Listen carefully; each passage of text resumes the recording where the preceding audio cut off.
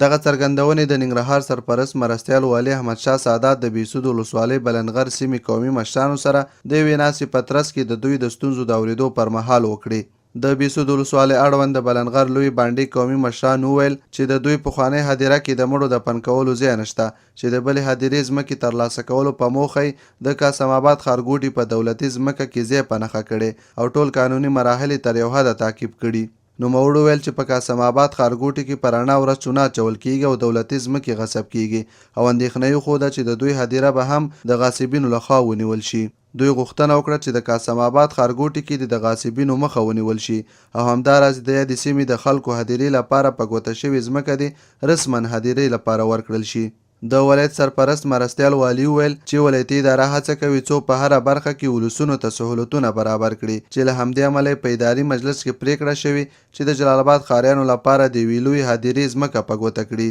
نوموړي د بهسود لوی بانډې له اوسیدونکو وغوښتل چې په قاسم آباد ښارګوټي کې د هدیرې لپاره د ځمکې بشپړ شوي اسناد د ولایت مقام ته وسپاري. د ډاډ ورکړ چې د اسنادو د څېړلو په موخه به د جلال آباد ښاروال حاجي اوقاف رییس او د بهسود ولسوال ترمنځ ګډه غونډه ترسره کړي او د اسنادو له بررسۍ وروسته به د هدیرې لپاره د ځمکې د ورکړې په موخه لازم اجرات ترسره شي. احمدشاه سادات وویل چې ولایت مقام د غصب مخنیوي په موخه ځانګړې کمیټه جوړه کړې چې ډیر ژر به ټول غصب شوي ځمکې له غاصبینو خلاصې کړي.